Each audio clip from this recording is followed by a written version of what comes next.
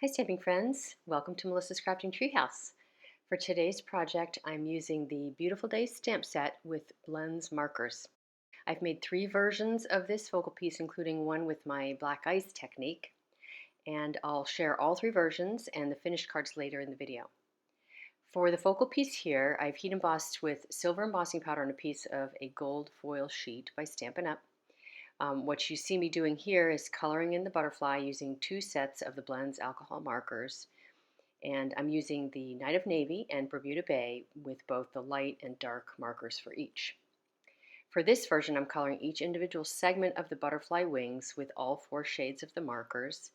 I've started with the dark Night of Navy at the bottom of each individual cell, then used the light Night of Navy, dark Bermuda Bay, and finally the light Bermuda Bay. As you can see here, I've got the video on fast speed. It took me a little more than 7 minutes to color in the whole butterfly with all the little adjustments I made towards the end. So I've done a couple additional versions of this focal piece, but for the others I used silver foil and heat embossed with white embossing powder. On those versions, the markers retained their true color as if I were coloring on a neutral cardstock like Wisp or White. However, here on the gold, that wasn't the case.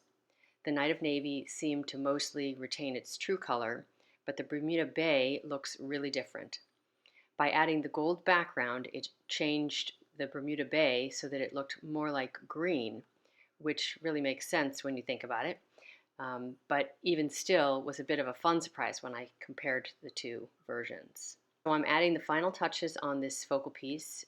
You may notice that I'm coming in with the color lifter, which is the marker with the white tip. And I'm using the color lifter in 2 ways. I'm actually creating some light spots on the butterfly to blend the colors more and create some variations to give it texture and the look of a bit of transparency. And secondly, I'm using the color lifter to clean up my lines where I colored a bit over the silver embossed image. This essentially makes the butterfly look more crisp with clean lines. This is a pretty cool feature of using the blends markers with an embossed image on foil-coated cardstock. You can do the same thing with regular cardstock and it works pretty well, but with the embossing in foil, it's like you never colored over the lines in the first place. Pretty cool, huh? So here's the finished card for the focal piece I've been working on here. I did use the direct-to-paper technique on the garden green strip along the bottom. And if you don't know what that simply is rubbing the ink pad directly over the surface of the cardstock, and you catch some of the ink along the edges that make the edges a little bit darker and create some interest and texture in the piece of cardstock itself. I've also colored the silver edge ribbon here. For this card, I simply rubbed the ribbon against a Night of Navy ink pad using a sponge to hold it against the surface of the ink pad. It did take a little while to color the whole thing and to dry, and if you try this, I'd recommend you carefully dry it either on the low setting using your heat tool or let it air dry. For these next 2 cards, as mentioned earlier, the butterfly is heat embossed in white onto a silver foil sheet. For this first one, I colored the ribbon as I previously described with the ink pad. I did color the butterfly differently here, as you can see.